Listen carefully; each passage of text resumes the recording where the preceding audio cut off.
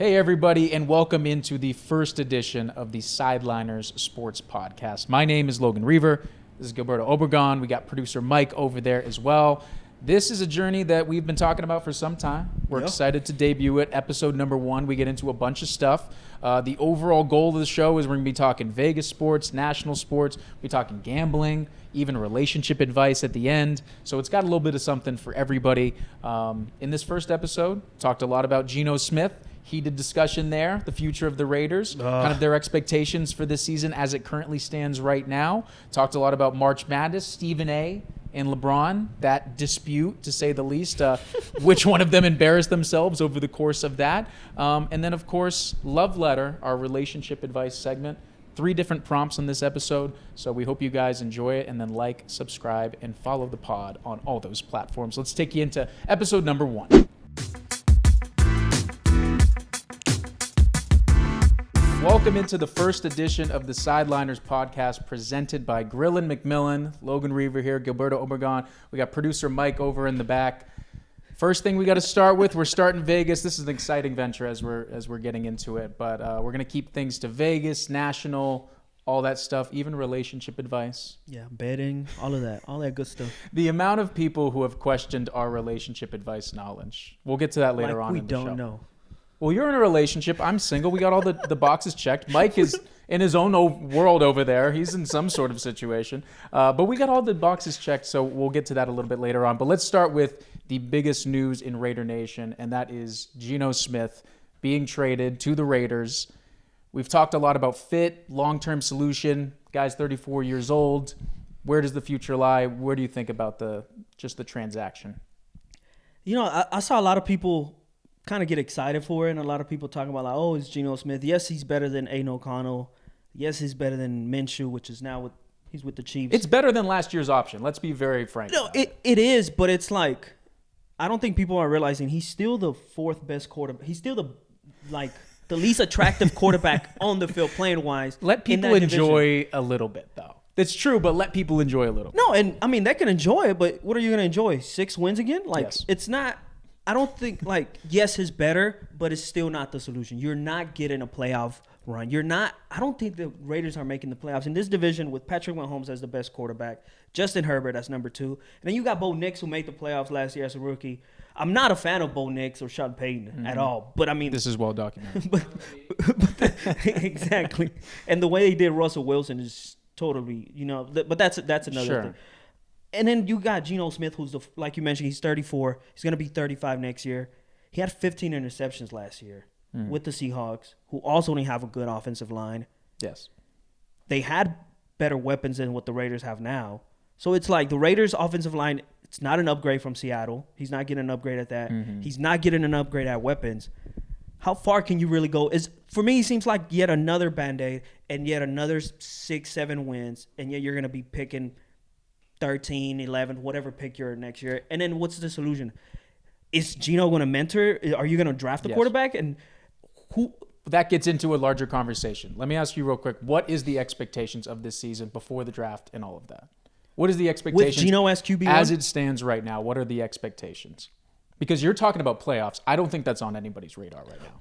Well, if that's not on your radar, that's like the coach speak. Like, yeah, we're always trying to look after. We're always trying to get a championship. You got teams like the Hornets in the NBA in their preseason. Like, the only goal is a championship. Like, let's be real. It's not your only goal. You're just trying to not be the worst team in the league. There are certain teams that are in that situation. So that's what they're supposed to say. But let's be very realistic about the expectations. Nobody thinks this is a playoff team as currently constituted, right? Yeah. So it that changes the expectations of what you'd think going into this year.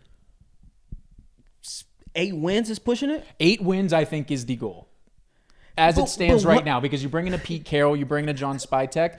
I think he's bringing in, and you saw in their free agency, in their defensive signings, those are a lot of culture guys. A lot of guys that are very well-spoken, have been around the block, have been in different systems, and are pretty smart on the defensive side of the ball. Like, are they going to make the groundbreaking impact? Are they going to be a team like the Commanders last year, where it's like you get in a quarterback and then all of a sudden you go from this awful record into the playoffs? Not sure about that, but it shows how much can change in the course of a year. And so you wonder if they were to get 8 wins based on what they did last year, I would call that a success. Would you not? Yes, you just want titles. I mean, if we're not shooting for titles, then what? I understand. Then what are we doing? And I get your talk where it's like, yes, you got to shoot first to not be the worst team, and like there's steps to it. But I mean, it's been what, almost 10 years since they made the playoffs. Yeah, 2016. These things are all well. These things are all well known. 20 plus years since they won the division. Like, yeah. Raider Nation doesn't want, let's build up another year. It's also, he's 35. He's going to be playing as a 35-year-old next year.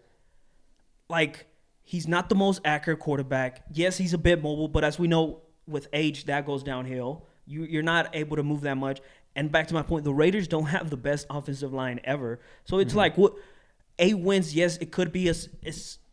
I wouldn't call 8 wins next year a success story because it's like, again, if you're looking at it from a fan perspective, it's 8 wins, you don't make the playoffs, and now you're pick number 14 in the draft. What are you getting? Like, what are we doing here? Like, it's Geno Smith. Yes, again, he's better than Aiden O'Connell. He's better than Minshew, or at least he was last year. But where are we going with this? Like, you're not beating out Bo Nix. You're not beating out Justin Herbert. And for sure, you're not beating the Chiefs and Patrick Mahomes. Like, you're not winning this division, so what are we doing? If I could jump in here, guys, you said about Geno Smith.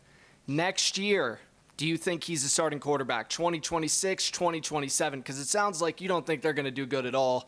Do you think the Raiders keep him around for a second year if all these problems arise? Well, they are anticipating to extend him into a longer-term deal, and then it's probably going to be looking at $40 million at the least, but that's also the market right now. The same thing happened with Kirk Cousins in Atlanta, and you see they went out, they got Michael Penix shortly after, and now Kirk Cousins is on the chopping block, and he's likely going to get released.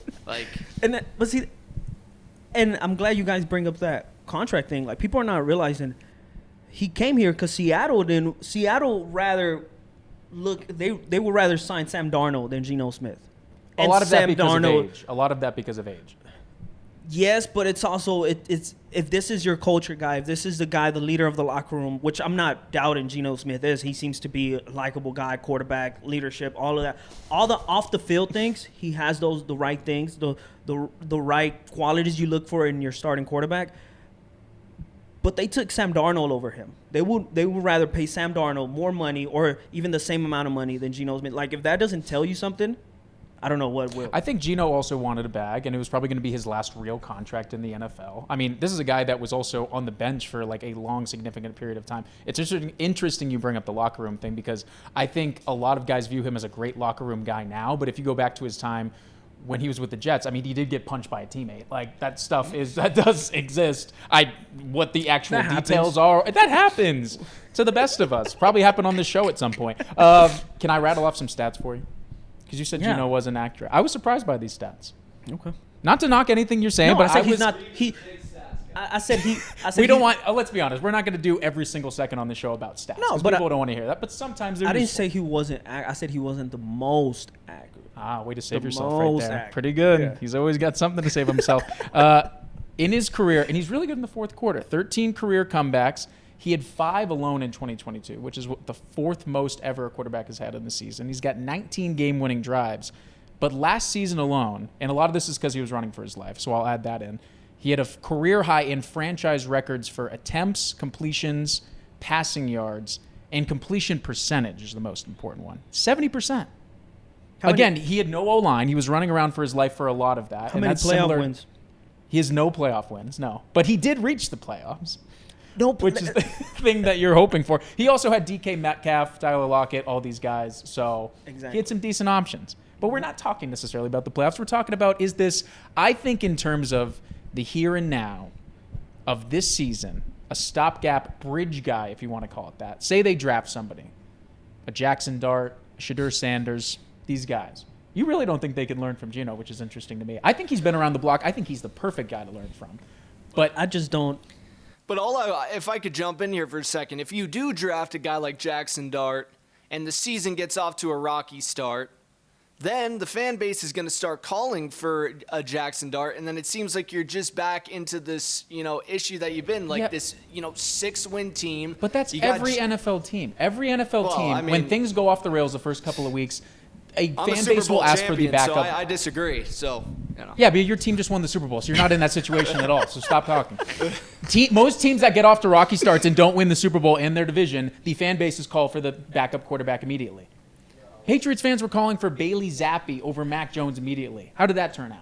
That's just the default setting of a fan base. It turned into Drake May. I mean, the only thing I would say is if you got a guy like Geno Smith, he's not bad enough to have you lose. You know, if he's your starting quarterback, you're not going to win like 2 games and draft a number 2 overall pick. I agree. He's going to, and that's where I think the Raiders year after year they're stuck in this purgatory of like 5 to 7 wins every year. Last year, what was it, 4? I mean, that's not good enough. You're not able. You have to mortgage the future to get that franchise quarterback that you want. It's a combination thing, though, because I think Pete Carroll has done a good. I agree with it in part too. I think Pete Carroll has done a good job wherever he went, even going back over 2 decades ago to his time in New England. He has done a good job of lifting franchises up at least a little bit, in some way, shape, or form. And I think the whole goal of this tenure, in my opinion, as it stands right now, is to leave this organization in a better spot than they found it. And I think getting to 8 wins, 9 wins, I understand that that's not the sexiest option being in terms of the middle of the draft, but at a certain point, you can't just hover around, like you're saying, 4 or 5 wins. Like, you need to stay in that range. Even though we get on the Steelers for never winning a playoff game, at least they're in the conversation year after year. Yeah, but the only thing I would push back on, and yeah, what Mike Tomlin's done has been remarkable.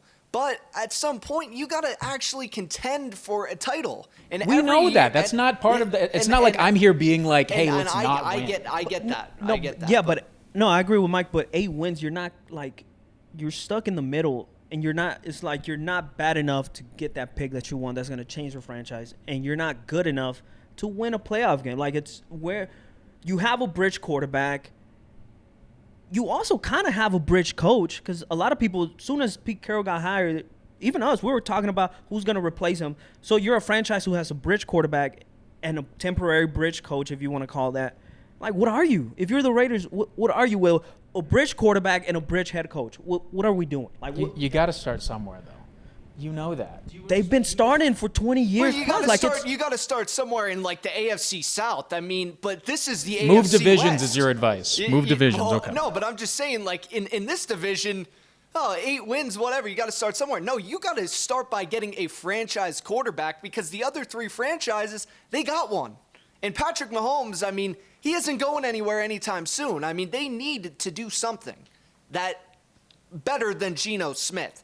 But going to Seattle, would you guys rather have Geno Smith or Sam Darnold? Do you think the Seahawks made the right move? I feel like you just answered this. I would rather go to the Canadian Football League. Those are my 2 quarterbacks. Before we move, is Geno Smith a top 20 quarterback to you guys? In the league, yeah. He's top 20. Yeah. I mean, 1,000%. What is he, 19, 20? No, I'd say he's probably like around 16. 14. I'd say he's 14 or 15. There's no way. I just read you off some of the stats. He's in the Derek Carr category. You know, if you have a great team glorious around him, maybe he can category. win you 9-10 games. But like, let's be honest here. I mean, He's a Derek Carr. yeah, he's in the Derek Carr category. That's not good. What about just the Sam Darnold element of things? Because he's 27, he just had this year. Everyone got super scared off by the last 2 games that he played, to the point where the league was terrified. Like, it was crazy. It was this massive success story. He plays these last 2 games trying to go for the top seed in the NFC against the Lions. I won't say they got. Yeah, actually, I would probably say that they got embarrassed in both of those games. I think, who called that? What was that? Who called that? That beatdown? Mike did call it. 5-unit cash. The gambling segment's later, so we'll get into that a little bit later on. But it completely sways people's opinions of what he did all year, and I think a lot of it boils down to coaching, which I think is also a factor here with the Raiders. But if you were to just take out each organization and the coaching, which guy would you want? I would take Geno. I would take Geno. I mean, yes, Sam Darnold. I mean, yeah, what he did last year was impressive up until the final couple weeks of the year. But let's not forget, I mean, throwing the ball to Justin Jefferson and Jordan Addison, I mean, that can help a lot of quarterbacks. And yeah, I would take Geno. I don't think because I think Sam Darnold's in that 20 to 25 range personally. Yeah, I think Geno, and I think this is a big plus in terms of getting him. I think he's a tough SOB, and I think it's evident. Guys that make those 4th quarter comebacks, and he even had one this year against the Niners. Those guys that can do that regardless. You're talking about the personality side. I'm talking about the actual just X's and O's. There's corny. a lot of corny things that happen in every sport constantly, though. If we're gonna hold those guys, Russell Wilson got a lot of shit for being corny, and Geno Smith, the first rollback. I'm just not that matters, but I'm just saying. Gil doesn't keep a grudge at all. I just thought about that. But fourth quarter comebacks, I think, are a thing that's an asset because even the Raiders in these games that they were in this year, I understand the record was not nearly up to par.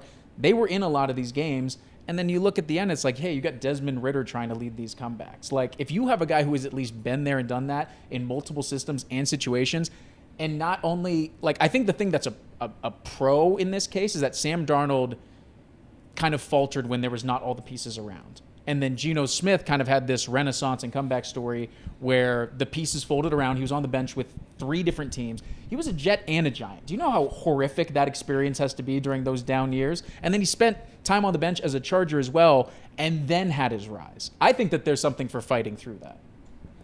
You don't. I don't. 8 wins. Like, what? I stand by, like, 8 wins. Woohoo! Like, it's more wins than last year, but that's not going to get progress, growth. That's not going to get you anywhere. And you brought up a good point with the systems. Like now we're going to have to see how well he does under Chip Kelly, because that's another thing. Chip Kelly can either make Geno stock and make Geno look like, I don't know, Mike Vick in his prime or somebody else, like another mobile quarterback, or he can make him look like Geno Smith from 4 years ago, which that's something we're going to have to wait and see. But is he going to be able to fit under Chip Kelly in that system that he's bringing that offense? Which I don't know if I had to guess, Pete Carroll's going to just give Chip Kelly all the reins to the offense. Like, he's not even going to – he might not even walk into the offensive room. He's walking into that offensive meeting room once a week. That's it. Yeah. Just to say hi and bye.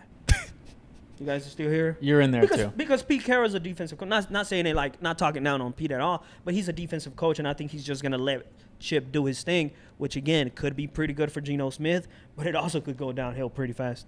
Producer Mike, take us to our next subject, because I think we've March covered all Madness is coming up.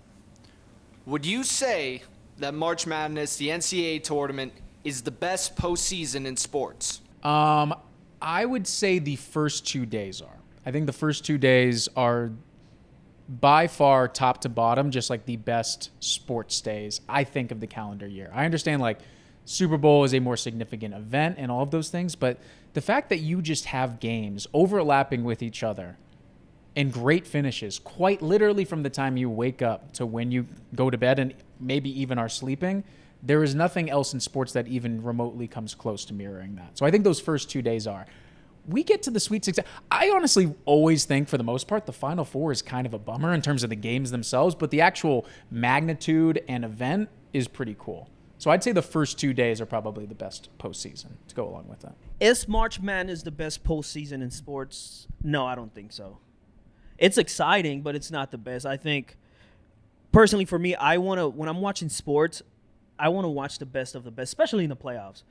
And I don't care. You mentioned the first 2 weeks. I don't care to watch a random college with. You don't care about North Dakota State's with like 7 kids on the roster. Man, white guy that's got a headband and like 2 tattoos that don't make any sense. He has a son right here. He's got like Aztec Samoan tattoos, even though he's white and nobody has any idea why he's doing it. He looks like that doesn't appeal to you. You're a creative player on 2K. That is my creative player. No, I don't. It's just, don't get me wrong. The storylines are cool, and they be like, oh, okay. Again, you got this white guy from Maine or South Dakota, whatever. Now he's draining threes, which he's been doing his whole life. Now he's on. Dude's 35 years old, but for some reason he's in college. He got like 5 years of COVID, extra years, and then graduated and came back. He's got an NIL deal with like Long John Silver's. But I honestly, I don't think they're the best. Like, I don't want to see a number one against a lower seed team. Like, yes, those upsets are exciting. It's like, oh shit, how did they do this? Like, dang, they really did that. But there's better play. Like, there's nothing like a Game 7 in the NBA. I mean, I personally think as just soccer being my favorite sport, the World Cup, it's a whole, like, from the day the games start, it's a playoff environment because you only get 3 group stage matches. You have to win 2 of those at least to pass on to the next round, to move on to the next round. So I think the playoff atmosphere of a World Cup game, and then of course you get to the knockout stage, which is 90 minutes, win or go home. I think that a Game 7 in the NBA playoffs, a Game 7 in the MLB playoffs, even hockey now. I mean, I'm not gonna sit here and act like I've been watching hockey my whole life. No, I started Big watching hockey guy. I started watching hockey when I got here to Vegas, and we had to cover the Knights. But I think those are more exciting than a number 1 against a number 9 seed or whoever it is. Like for me personally. Sure. The only thing is that it takes a lot of work. It takes a lot to get to that point, though, because there's not always those Game 7s, so you're not always even guaranteed that. Like Which makes it more exciting. A lot of people consider last season's playoffs, at least NBA-wise, like a huge dud. Because there were so many injuries, and all of these series for the most part, like probably the most entertaining was that Timberwolves Nuggets series, and they got to Game 7, and then the rest of the playoffs you didn't really have that. I think that you at least are guaranteed some sort of crazy wild finish in the tournament at the very least. I agree, there's nothing like those atmospheres, but you're not always guaranteed that. Whereas the tournament, I think it's the best postseason because no matter what, you're getting a wild moment every single year from one of these teams. All right, March Madness starting next week, Reeve. Who do you got to win it all? Cut down the nets at the end. To win it all? I feel like it's pointless winning it all. What do you mean? Like picking because it's so random. You sound like the Raiders front office. Hey, let's not win it all. Let's just win 8 games. That's not what I'm getting. I'm saying there's no point in me giving. It's like me trying to predict which quarterback is going to be good from the draft. It's just so random. You could do that. But we could. I think there's teams that could probably make some noise. We were talking about this last night. I think the NCAA tournament. This is going to sound so douchey. The NCAA tournament is such a vibes tournament. I know. Just get over the fact that I said that. Get over the fact that I said that. Hey, and I think the team with the best vibes is going to cut down the nets, okay? Not the nets, but they're going to make it pretty far. Florida Gulf Coast, tons of vibes. Dunk City. They had those weird chin strap beards that nobody has rocked in 12 years. There's no way you're saying this, bro. Big vibes tournament. Big vibes guy. And going along with that, McNeese. I don't even know if they're McNeese or McNeese State. We might as well put here live, love, laugh, since we're talking about vibes. They have, and you've seen it, the manager that they come out with, like the jukebox and stuff. I swear, yeah. And kid looks like me, which is bad. So you should like them. No, it's bad. He's my height. That's why he's a manager. He is a pivotal factor. We're the same. The only thing he has is a boombox and hair. Will that translate to the games itself? Who knows? But you get to these games, and sometimes it's just you flip a freaking coin, and these guys start going off, and second half, 5 minutes to go, those vibes kick in. That boombox and that manager isn't going to stop Cooper Flag from dropping 35 on their ass. It's not. We've seen crazier things happen. There was some the 16 seed. What were they? The Golden Retrievers or something that beat Virginia? Did they have any? Were they a vibes team? Did we? You probably just make that up. No, I think that was UMBC. Were they the Golden Retrievers? Definitely not. They were some random Golden mascot. Retrievers. Something where you go, there's no way this team has a chance. I'll get back to you on that. Our research is better than yours. Do you have a team or no? Since you hate McNeese State or the Dukies, man. Blue Devil. That's not a hot take, though. Well, Cooper Flag is injured now. Does that? I'm not a hot take guy at all. You would never be that. Does his injury affect that at all? I'm not here to make hot takes. Just UMBC is. They are the Retrievers, not the Golden Retrievers. Wow. The Retrievers. That was that was very good, Reeve. I would never got that. Thank you. We actually, I did not research that. Okay, so does the Cooper Flag injury affect anything for you on that front? If he can get back by the second round, no. I think they're going to get past the first round easily of the big tournament. Fourth time the rollie fell. Just too heavy for your wrist. I think it's a knockoff. No, I think Duke and Cooper Flag. I mean, he's the best player in the country, right? Can we agree on that? 1,000%. So I actually don't think it's close. And so who did you pick, Reeve? I just picked a Cinderella team. I didn't pick an actual team. How about them? I'm going to give you the Montana Grizzlies. How about that? The Montana. Well, you said a random team. Yeah, I don't. You guys know more random colleges than I do. Let's just pick it. Can I go with UNT Montana? If they make the tournament? I'm pretty sure they will. I don't think they're going to make the tournament. Yeah, you could be Montana. Reeve, you're the Montana Grizzlies. That's your random team. He's giving you one. I just picked McNeese. Oh, okay. You take get Mc- Montana. You could thrive Okay, in I'll take the Montana. Grizz. Low I'll- Montana? I'll take you the could thrive Grizz. as Montana as a state. I feel like you could live there. Culture. Hell yeah. Culture fit. Oh yeah, it's A culture fit in Montana, yeah. Yeah, right. They'd love you there. Is there a chance that Cooper Flag does not enter the draft? yes. No. Yes. I don't You know. said yes, Mike. And see, Look- Mike brought look that how up much in our money meeting. these guys are making now in college, No. especially Cooper Flag. There's no way he. I mean, listen. Why would he wait? Say the Washington Wizards or the Charlotte Hornets win the lottery. Mm-hmm. Like, why would you want to go there? Just stay at Duke. You're gonna keep making millions of dollars. You're gonna win a lot of games. You're only gonna build your legacy, and the NBA is just waiting for you. There's no legacies. There's no legacies in college anymore. There's There are no legacies in college anymore. These guys dip out after 1 year. There are no legacies anymore. There's not the guys one that stay for- year, 6 months. They're done after that. They're not even there for a full calendar year. You're Yeah. right. There's no legacies in college anymore. The thing is, the Wizards, the Hornets, the teams you just mentioned, they're going to be right back in that spot next year. So what is the point? Yeah. The best tweet is, oh, did they find success overnight, especially after not getting Cooper Flag? No, they're going to be in the same exact spot. So they can run all this right back again. We'll say, hey, Cooper, you want to keep playing this waiting game? We're patient. We can chill out. You're coming to Washington. You're going to get an apartment in Charlotte. That's true, but Charlotte. I hope he stays. Unless the Sixers obviously win the lottery, then it's like, we're capturing the flag. But Nah, they're losing that pick I think the too. Spurs are gonna. What if the Spurs win and they team him up with? Yeah, I might start watching the NBA, to be honest. With Wemby. yeah, well, no, listen, we have the fifth pick right now. Well, the fifth best odds to win the lottery. We have a top 6 protected pick. We got to finish it. Tank, I don't want you guys to win any games the rest of the season.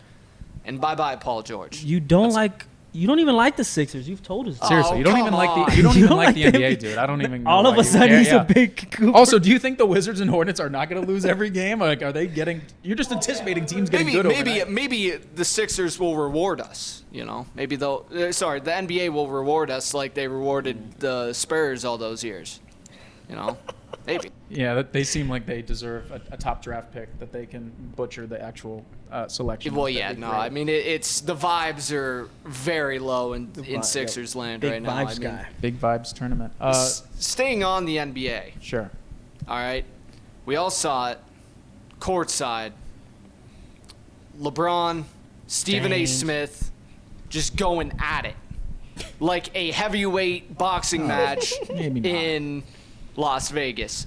Who won this argument? LeBron, Stephen A. Smith, and who do you side with? Which way will he go? To the surprise of both of you guys, I'm going with Stephen A. I think, like I mentioned before, yes, he's the GOAT, and yes, he's not only mine, but our glorious King LeBron You just James. said he's yours. Ours. Not only Like mine, societies. but ours, yes. The planet Earth, our glorious King LeBron James. That's what the You kid said LeBron is mine. That's crazy. our glorious King. Okay, continue. It's God, LeBron, family, It's a big and list. soccer. I'm trying to think of like those those random In bio- Monterey. No, but I mean, Bronny's a grown man, first of all. Okay. I get it. That's his son. I can't relate. I don't have a kid, so I wouldn't say, I would never react like that because I don't have a kid, right? Like, I can't tell you how I'm going to react if somebody disrespects my kid. I don't think you'll be pretty, like, I wouldn't blame him for that. But it's also, like I mentioned, Bronny's a grown-ass man. Two, he's in the NBA. He put himself in that position. LeBron never pushed him to be a player. He's mentioned that multiple times. He never forced him to like basketball, whatever. Said he would have supported him in any whatever career path he went on. But at the end of the day, he's a public figure. He's an NBA player. And although Stephen A. is getting paid more millions than all of us, he's just like one of us. Like, he has to call it how it is. And if Bronny's not playing good, we talked about, I was a big fan of Bronny James being into, like, getting drafted by the Lakers. Like, cool, you got your dad on the team. Yeah. Why not, But at the end of the day, like, father instincts, I guess you can excuse that, but he's a public figure. Stephen A. has the right to criticize him. He didn't go personal. He didn't throw any. That's when I think it gets a little bit crazy. Where if you start getting personal, like we don't know these players, you don't know what they go through. But if Stephen A. is just criticizing him on the court, that's his right. Like he can do that. I can do that. You can do that. Mike can do that. Anybody can criticize. And again, yes, that's his son. But if we're being honest, like there's no way somebody in that locker room is not telling Bronny James like, "Oh, what are you gonna do? You're gonna go get your dad again?" Like it's a bit embarrassing if you're Bronny James. I think it's embarrassing from LeBron from the standpoint. I don't want to say that any player is above media criticism, but like we're in the media, but there's a line where it gets too hot takey. You're just saying something for clicks, or you're saying something to say something, which hopefully we haven't done yet on this pod. Said that the first 5 minutes. But that's what like the first take culture is, though. You just say this outlandish stuff and you hope people click and like react to it. And like LeBron falling in that trap, essentially, I'm like, dude, you are well surpast needing to address that. I get it's his son, and I get that he has to be the father figure and like stand up for his kid, but people throw around hot takes all the time. Like to me, it's the equivalent of responding to some gremlin in the Twitter mentions, the X mentions. Sorry, like that sort of similar approach to things. And it's like you're above addressing that. Like, what is in the show of it all? Like in the middle of a timeout to go confront him. I'm like, that's too theatrical. It's too dramatic. It's if you really wanted to sort it out man to man, you would have done it behind the scenes. Yeah, but you wanted to make a statement, and you wanted to make everything about you, and I think that's why it's embarrassing. You think he wanted to make it about himself? If he didn't want to, he would have done it at a separate time. What called for it in the middle of a timeout during a game, I believe, against the Knicks? If that was the perfect time to do it. They see these guys all the time. Yeah. The Lakers are on every freaking ESPN game. It's not like the platform's not there. But yet, for some reason, during this timeout in third quarter, like, I'm going to do it right now. Like, come on. That was a show to me. If I can interject, I would say if that's what the chewing out that he gave Stephen A. Smith, I'd love to see Skip Bayless courtside. Because Skip's not even worth a mention on this podcast. But I will say, as a father, I get what father, King James was saying. But I mean, like you said, Reeve, there's a time and place for everything. He was trying to make a show out of it. So I would side with Stephen A. But you can't fall into that, LeBron. I mean, you haven't done that your entire career. I Makes mean, no sense. What are you doing, Gil? What do you think? No, I think I didn't think about that time and place. And again, it hurts me to agree with you guys because in a way, you're like deeply saddened to not like back LeBron. The first time ever, LeBron was wrong. Wow, this is the first time for the ever. first time ever he made the wrong decision. You thought this? He's a big IQ guy. On the court, he's always making the right decision. He's always on page 1 of these books. So you'd think after he got to the end of them that he would have some further knowledge of things. No, yeah, I think I can't back LeBron on this. I think it goes back to, bro, he's a public figure. Like, not saying that we're the same as him or we're the same as Bronny. He's more than a public figure. We're nowhere near those levels, but I mean, you knew this coming into this career. I knew this. Like, we get random emails from John down in Pahrump or Henderson or wherever.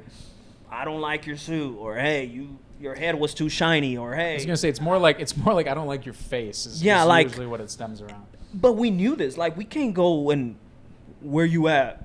Talk to me. Like, you can't address everything, and we knew going into this career you're gonna be you're not immune to those public comments, whether it's good or bad. And the same thing goes with Bron. Like, he gets that times 10. Like, he's an NBA player. He's the son of the greatest of all time. Of course you're gonna get criticized. When Bryce James comes into the league, he's gonna get criticized 10 times as harder than any other rookie in that class because of his last name, because of his dad. And it's what comes with the territory. And again, LeBron, I know you're going to be watching this. You were wrong, bro. I love you, LeBron. I love you too. That's also ESPN starts every day, every Sports Center for with the Lakers. They also they're talking about it constantly. I also have, see here I go trying to defend him. Him and Stephen A. been having a beef not a beef. To be fair, a lot of people have been having beef with Stephen, like Draymond included. Apparently, a lot of NBA guys are maybe having falling outs with Stephen A. So I think this was also part of that as well. Do you think we have to be held accountable for 1,000%? 1,000%. I don't think it should lead to. I think it should be a man-to-man thing where I was saying, like, let's do this off camera in the locker room or, like, just somewhere where it doesn't have to be a show. Like, I think that you and I can both be in agreement that in life, not even just in sports, like, the things that need to be hashed out, like, usually it's like, come to me man-to-man to do it. Like, we would never be like, hey, let's settle this in studio. Why not? Hey, let's do it when all the cameras are on. Yeah, no. Let's make sure it's very well documented, us working through this. Because that's fake. That's not genuine at all. Whereas if you actually had the initiative to want to solve this, you would do it behind closed doors. Do you think LeBron planned this? Like, hey... I honestly do. Or was it something that... He was trying to embarrass on a Stephen A. timeout. That's what I think it was. He was trying to embarrass him. Based on his demeanor and everything, 1,000%. Or maybe he just looked over and was like, oh, there he goes. Let me go.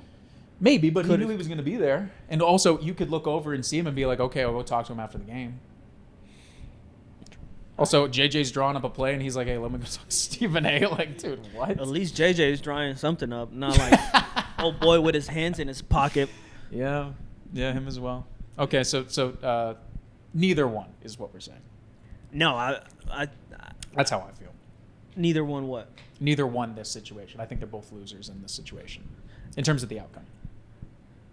I mean, LeBron as a dad won it because he embarrassed Stephen A. But as a player, with his pedigree, yeah, he lost it. So I think, it's up in the air. This might be also to send a message to other on-air personalities. Like, who's gonna dare to talk about Bronny now? I know 3 guys that would dare to talk about him, and they're on a different channel probably. So yeah.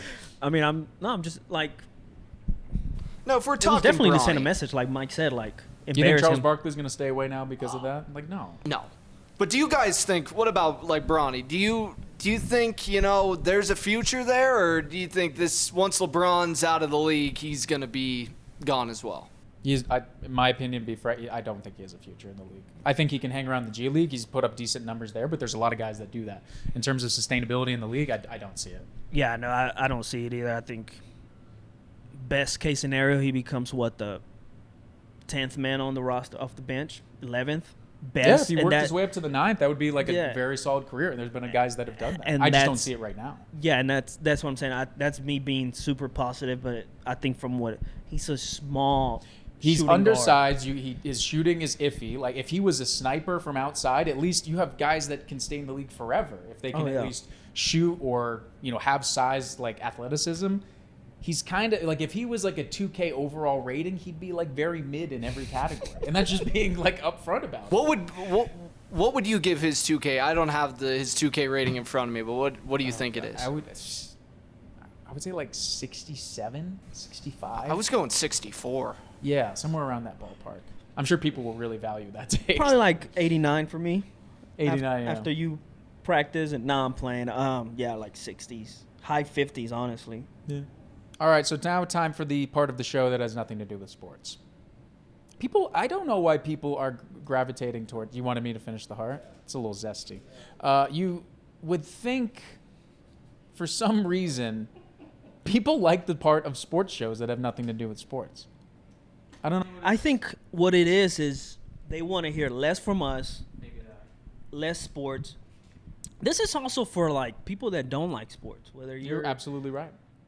a man or a woman. Like, if you wanna, we encourage you to watch the entire episode, of course, and listen. But if you want to just skip through and watch Love Letter and watch our Cupid figures up there that are amazing graphic team work. This graphic team they were working overtime for this one. We had to pay a little extra. Yeah. You could do that. You could skip all the way through. Be our guest. Please do. Be a friend of the program. So the point of this segment, and it's tough to explain just the first off one, and we hope it gets to this point. So we would love for people to lay out their full situation. Say they're in a love triangle. Say they have suspicions of somebody cheating. Say that they're in a relationship and there's one thing that bugs them about the person, and then they lay out what the thing is. We will obviously keep all of this anonymous, but we hope it gets to that point. But in the here and now, people are asking very like simple dating questions. Yeah, I agree with you. We're going to answer them as well. Yeah. But, yeah, we want those situations. And we want those hard situations like you just mentioned. Some love triangle, some cheating. If you feel obliged. Some toxic shit. We don't want that. We don't want to hear about your happy relation. Nah, I'm playing. Nah, we want to hear it all, man. Good or bad. Can we talk about the number of submissions we got for this as well? Did you count them? Did you get the numbers from our social media manager? I did, yes. We welcome all submissions. We do. But some of you are absolutely insane with what you were submitting. To the point where it's like, can we even bring this on air? I'm not entirely sure. There's 3 that we're going to address today. And we'll maybe get to the other ones down the line, so keep submitting by all means. We're not doing the first date fornication on the first episode, surprisingly. You know, we want to prove our ground, see if we get to that point. Maybe down the line, it'll be decent. Yeah. Like, we're testing lines with, you know. Our butts up there? Cupid, to be fair, Cupid was apparent, and you knew Cupid was always in the nude. Yeah. So this is fair. Yeah. I read a whole bio on Cupid. He was born in Scotland, and now I'm playing. Yeah, he was walking around, butt cheeks out.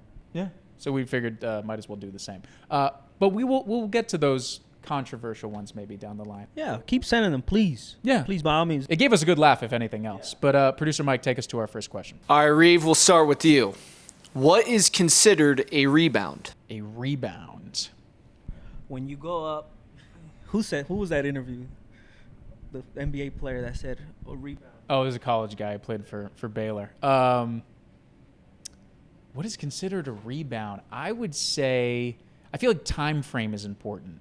So it's getting out of a relationship, what period of time, no matter what. It's definitely a situationship.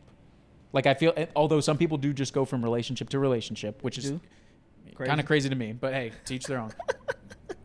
I would say probably anywhere in that 5-month range. 5 months. 5 to 6 months feels fair. I mean, if you're getting, I guess it depends on what kind of relationship you're getting out of.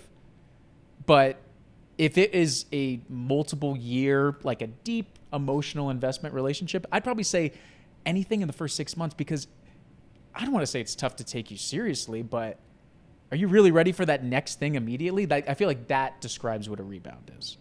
What do you think? I think, I think I completely agree with you. I don't know if there's a specific time where like, after 6 months, 5 months, whatever. Yeah, like I think it all depends on how long it took that person to heal and to move on. But like you mentioned, you got people from relationship to, like, if you were in a, 4-year relationship, break up, and in 2 months you're across the world with another guy or another girl, whoever. 2 months. It's like, bro, that's a board. That's a rebound. You know people that do that? Yeah. 2 months? Well, no, I've heard of people that do that. Really? Some people out here crazy, bro. After multiple year We're relationships? the only sane ones. That's definitely not true. That's wild. No, it's crazy. But I mean, hey, and that's the thing too. I feel like sometimes people need that. Like, they're not that it.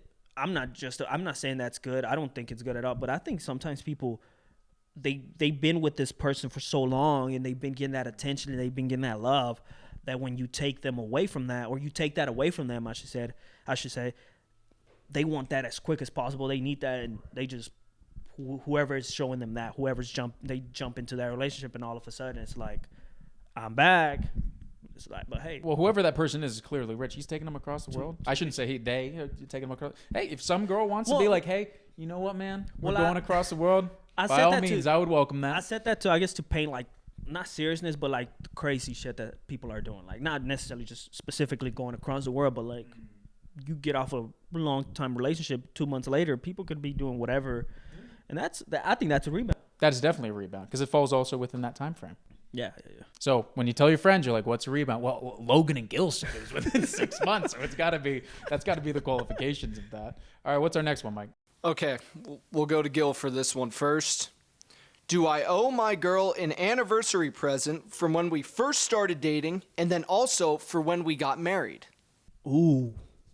You're a good candidate for this. Not the marriage one, but the, No, I mean, I plan on getting married. Oh, how unique. I look forward to marriage. You're such a hopeless romantic. He wants to get married. Is it that concerning?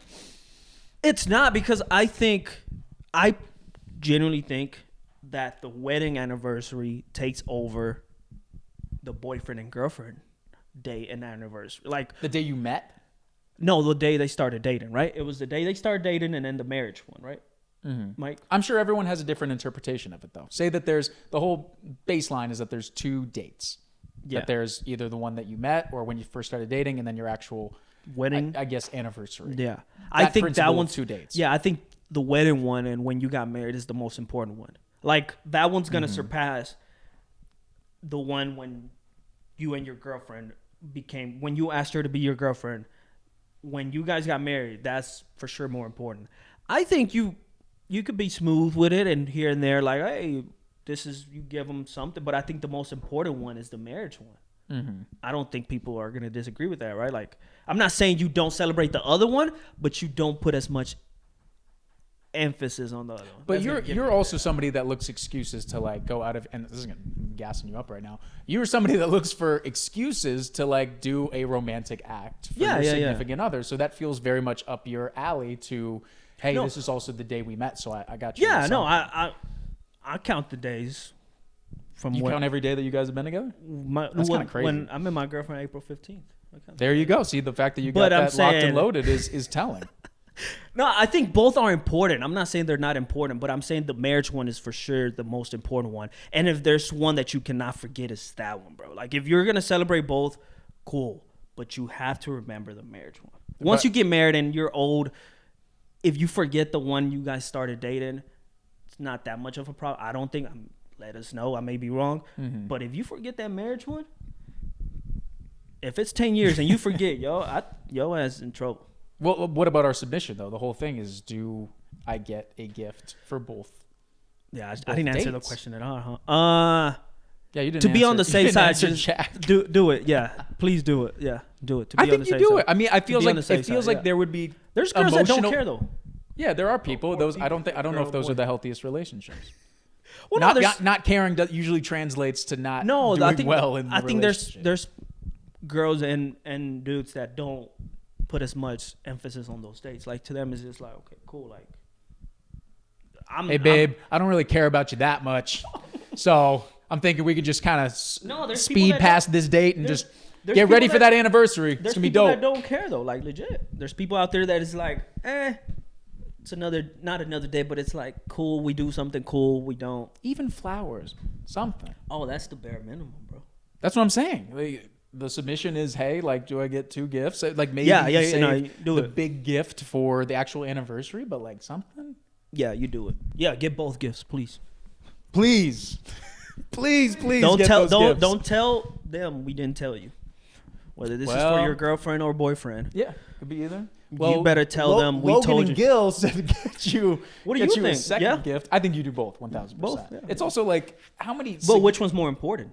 Well, yeah, definitely the anniversary one. But I think there's something to be said. Like, I feel a lot of relationships and even just deep connections always reference like the first time we met. Like, in a lot of ways, that's probably the more, like, they remember the setting. They remember exactly what was going on. Oh. That's why people are trying to forge those stories, the ones that are on dating apps. It's like, hey, we got to make up something good because, some people are kind of embarrassed about just the meeting on the dating apps thing, which I don't really get. But that alone tells you the amount of investment that a lot of people have towards that, like, first meeting and interaction. I think that should translate down the line in your love story. You can't care. If I could interject for a second, I don't think that if you met somebody, your significant other, on a dating app, you don't have to get her something or him, get them something just on the day that you met them on a dating app. I don't think the first DM. That's the DM first date. The first. That is still a significant date, though. Do you send something? So you're not getting now. You're penalizing them for being on the app. Well, no, but I just don't think it's that. I don't think it's as significant to be like, oh yeah, let's. I think if you you could get them something on the day that you started to officially date. But like first start meeting, nah, I don't think. So you would get something for someone that you met at a bar because it's in-person interaction, but because it's on a dating app, you are then now not getting them something. I mean, it depends on like, I would say like your official like start dating, you could do that. But like with the first time you meet, I don't think so, because sometimes it takes a little bit of time before you start dating somebody. So hey, like we've been saying, teach their own. I think we got one more, Mike. all right, this one is a thesis question. I got my wife by being myself, but I think others won't do so well. Explain why they should. The general premise seems to be, do you be yourself immediately in order to meet someone or be with someone? I mean, I'm a proponent of absolutely, hell yeah. And I think you are too. Yeah, I think if you're doubting not being yourself, it's something you're afraid of, ashamed of, or something you might have to work for. Just be yourself. But also, because now I'm thinking about it. You do want to impress that other person, whoever it is, whether first date, whatever it is.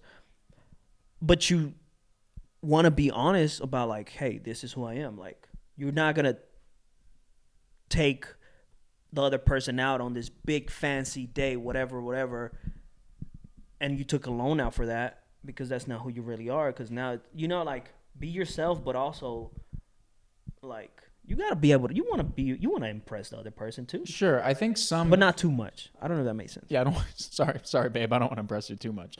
No, not do too much, as in like, now you're faking it. You want to impress them, but you don't want to fake it like it's to the point where it's not even you anymore. Some people have the stance though that they need to be mysterious. Ooh, like he or she needs to earn, chase. Yeah, well, like needs to earn this about me. Like I'm not myself off the bat, which I just I get it. It's like I feel like it's probably surprisingly we're not the ones to speak for this, because I think dating is very different from a woman's shoes, and it's like guys can come off way too strong. Like I feel like we've seen that time and time again, and just whether it's our female friends or even like in past relationships when we hear about the ones before that for them.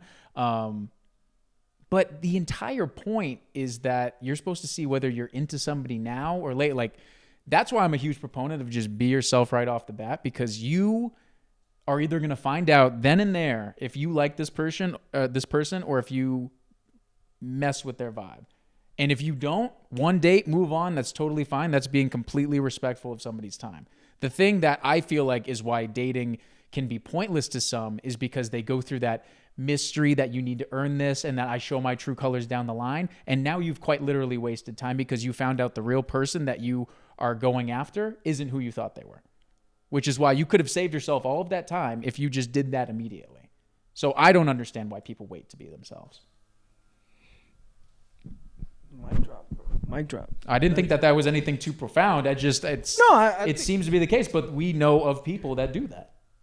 Yeah, I think like you mentioned, there's people that they got this fake it till you make it type of thing, where it's like, oh, I'm gonna impress you, I'm gonna do this, and then you show up with this other side, and it's like, whoa, this is not what I was used to, like. So I think like the listener who submitted that, be yourself, like, and they said it, like, it's not gonna, maybe doesn't work for everyone, or a lot of people disagree with that, but I disagree with them. Like, and I agree with you. You got to be yourself from the get go. Yes, I'm all for impressing that other person. You have, because that shows effort, that shows that you care, that shows that you're, I guess, that you're into them, that shows the interest. But also, you got to be yourself. You gotta be able to impress, but stay within being yourself. I also think that there's a small bit of insecurity in just not being yourself right off the bat. Like, why are we waiting to do this? I understand that there's like a trust factor, but why are you putting on any sort of facade off the bat? Yeah. In doing that. In some small way. Look, I mean, we're all insecure. Like you and I, in even some case, in some small way, or a large one, everyone is insecure about something. Yeah. And so it shows that, like, I think a lot of dating and like a lot of why people find attractiveness in confidence. I thought you say white people. white people too. They're also part of this. Is because of that, and that do a lot of it, is that confidence has to reign through immediately with somebody. And I think that it really resonates. And you can only do that if you're being yourself. That only lasts for so long. Be yourself. Our Wow. last answer. How about the So what was it? Be yourself, get her 2 gifts or them 2 gifts. And what was the answer to the first one? rebound within 6 months? Rebound within 6 Anything months. within 6 months. Did that help you at all in terms of your dating life? We Because a hope it lot of did. people did not think we would be able to help their dating life. Including And our- maybe we didn't, because now you're going to be like, well, Logan and Gil said within 6 months, and then, she breaks up with you. Disclaimer, we are not responsible for what Yeah. goes on in your love life and for you getting slapped if you quote us. But we are responsible for telling you to like, follow, and subscribe the podcast on all different platforms: YouTube, Spotify, Apple Music, TikTok, Instagram. There will probably be one social media platform invented by the time that this goes up. It'll probably be on there as well. Vine. Vine, maybe, Vine. if that floats your boat. Pretty much all across the board, it's going to be Sideliners _pod or .pod, and then we should be the first thing that pops right up there. Thanks again to Grill and McMillan, our sponsor for the show. Thank you again to producer Mike, yourself. Episode 1 is in the books. We'll be right back here next week for episode 2.